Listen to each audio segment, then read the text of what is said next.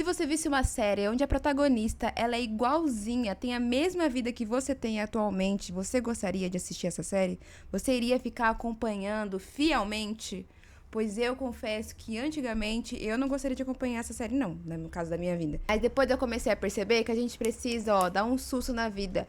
Mostrar pra ela que a gente tá o quê? Vivone vivendo. Eu não sei você, mas eu sempre fui aterrorizada com a ideia de viver dessa roda, nesse grande sistema capitalista que vivemos, né? Mas de seguir a cartilha, assim, sabe? E não, véi, não ter uma vida, assim, tipo, não ter hobby, não ter amizades, não, sabe? Tipo, realmente, viver, acordar, tal, trabalhar, depois voltar pra casa. Aí eu tenho, sei lá, minha família. E final de semana eu tô muito cansada pra sair, então eu vou ficar lá em casa, sem fazer muita coisa e sem fazer projetos, tal, porque minha vida ela é toda consumida pelo trabalho. Não. Não, nossa, pavor disso, de verdade. Eu não sei, talvez seja porque na minha família rolou muito isso. Acho que, enfim, é o natural das coisas, né? E aí eu lembro, eu via assim, meu pai trabalhando em escritório fechado e ele ficava o dia inteiro trabalhando, ele fazia um monte de hora extra. E eu lembro criança, assim, eu pedia, né, falava, vai, vamos brincar, tal, e ele muito cansadinho, não conseguia fazer muita coisa, porque estava exausto, emocionalmente, fisicamente exausto. E aí acho que esse meu medo de só viver pro trabalho e só sobreviver ao invés de viver, literalmente conduz toda a minha vida, assim, desde que eu era uma pequena criança até a vida adulta agora também. Toda micro decisão que eu faço, eu penso no futuro, na vida que ela pode me proporcionar. Tipo, esse curso que eu vou fazer, essa viagem que eu quero, esse meio de trabalho que eu tô escolhendo, ele vai me fazer com que eu sobreviva ou com que eu viva de verdade. Eu acho que também isso depende muito de muitas coisas, assim, porque duas pessoas podem ter o mesmo trabalho, sendo, sei lá, nutricionista, só que uma tem um tipo de trabalho, um tipo de vida, ela conduz aquilo de uma maneira que permita que ela viva além do trabalho, e outra não, porque ela fez várias micro decisões que não permite isso, sabe? Por exemplo, desde muito nova, o meu maior objetivo da vida era ter liberdade geográfica, era poder viajar quando eu quisesse. E eu sabia que o financeiro iria vir depois, mas naquele momento, assim, adolescente, depois jovem adulta, eu sabia que as minhas escolhas iriam impactar diretamente, pelo menos no meu estilo de trabalho. Então eu escolhi. Na verdade, eu escolhi um curso que não me permitia, não era tão flexível assim, porque eu fiz faculdade de história. Mas depois eu fiz o meu trabalho, que eu construí uma empresa tal, que me permitisse ficar fora da cidade, assim, sabe? Não precisava ficar ali 100%, eu podia ficar remotamente que nada ia acontecer. Eu acho também que você saber previamente o que você quer da sua vida, pelo menos no futuro, assim, sabe? Não muito próximo, mas assim, o que você almeja mesmo, que nem pra mim, liberdade geográfica, para as pessoas pode ser alguma segurança financeira, algum tipo de segurança. E aí você moldar todas as suas decisões, a sua vida, principalmente trabalho, que acaba sendo uma coisa muito grande, em torno disso, sabe? E assim, até uns 2 anos atrás, nem dois, um pouco menos, eu tinha uma vida muito chata. E se tivesse uma série, um filme na qual eu fosse protagonista, iria ser um grande flop, porque ia ser muito chato, ia não ter nada demais que acontecesse. Aí, percebendo isso, eu falei, mano, tem que mudar, porque até então eu vivia como? Eu era muito preguiçosa, então eu não saía muito, as pessoas até me convidavam pra sair, vamos ter uma festa, tem um rolê tal, evento XYZ, e eu ficava, putz, quero ficar na minha casa. E aí eu escolhia não sair, por preguiça e. Mano, principalmente por preguiça, assim. Acho que eu ficava muito cansada por outras coisas também. E eram coisas que não eram muito legais, tipo faculdade.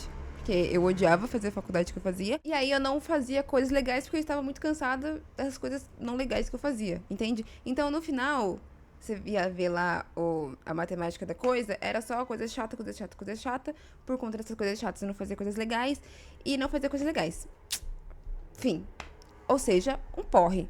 Isso quando eu não tinha medo também, porque eu era uma pessoa muito medrosa e muito ansiosa também, eu acho. Eu ficava com muito medo do que podia acontecer ou não. E aí eu só não vivia porque eu estava com medo. Mas o babado foi, eu dei um recap assim na minha vida e vi que ela era muito chata. E eu não queria ter uma vida chata, eu não queria lembrar daqui, sei lá, 30 anos, lembrar dos meus 20 e poucos, pensar, nossa, o que que a Jéssica de 20 e poucos fez?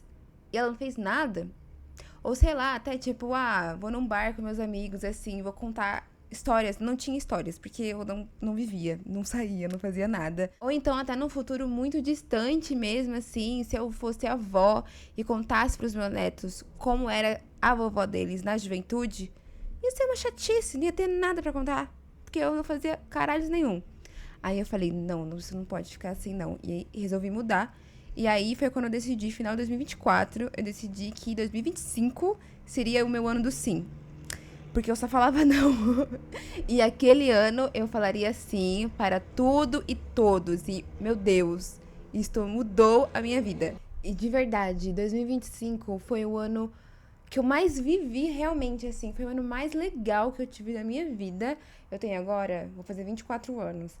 E todas as minhas experiências, as experiências mais legais, foi contida nesse um ano, basicamente, assim. Porque vivi muito, eu falei sim pra tudo, então eu conheci muita gente nova e, consequentemente, vivi muitas experiências por conta dessas pessoas novas. Porque se eu tivesse ficado na minha cidade, no meu com os meus amigos, com as mesmas pessoas que eu já conhecia, eu não teria essas experiências.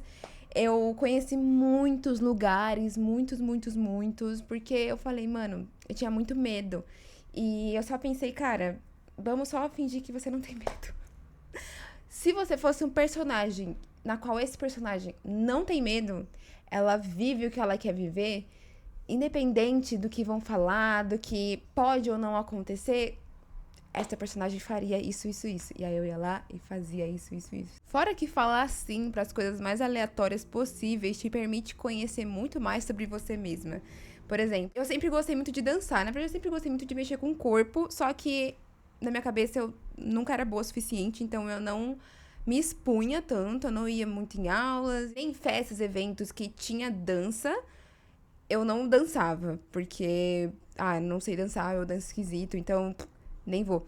E aí, ano passado foi quando eu comecei só, mano, foda-se. E aí eu fui em todos os eventos que tinha coisa de dança, eu me enfiava no meio e eu descobri que eu danço não tão mal assim quanto eu achava.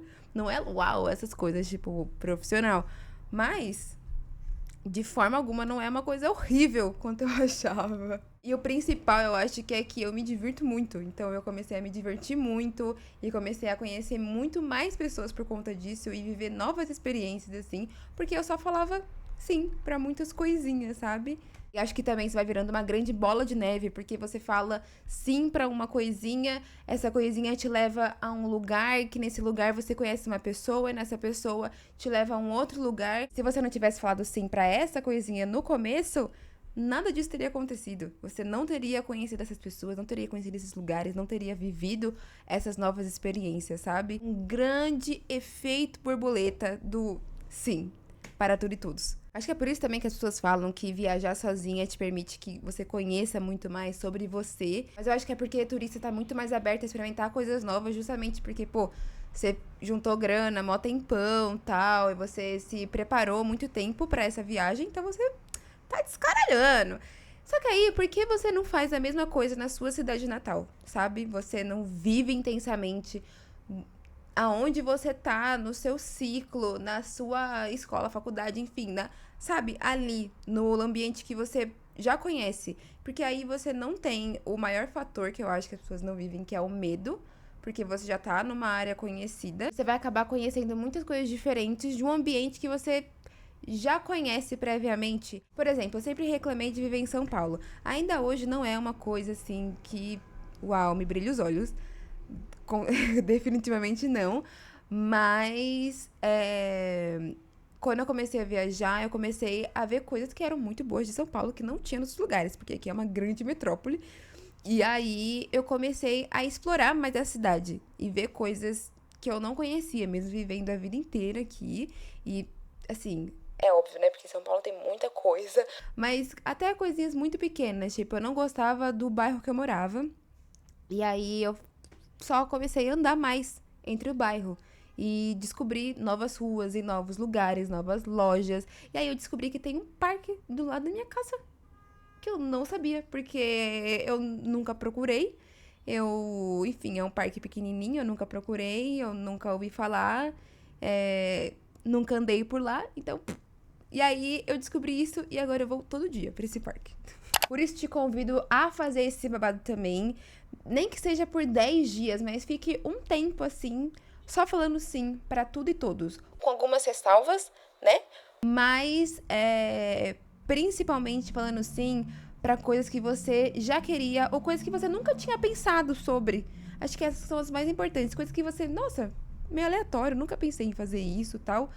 Por que não? Eu sou da filosofia do por que não. Quando me perguntam, nossa, Jéssica, mas por que você vai fazer isso? Por que eu não faria? Se tem alguma coisa muito clara do não, ai, porque isso vai me machucar, ou porque, velho, eu não gosto disso e tal, não vou fazer. Mas se não tem um não, às vezes eu não preciso nem de um sim. Só não tem um não, eu vou lá e faço.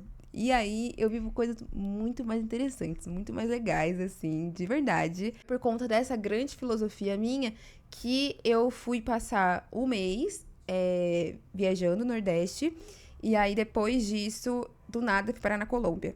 Porque minha amiga me chamou pra Manaus, eu falei sim.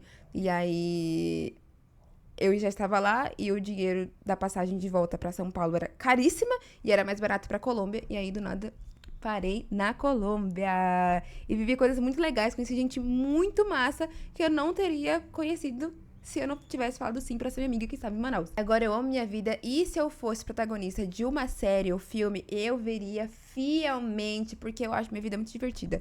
Acontece coisas muito legais porque eu me exponho. Simplesmente.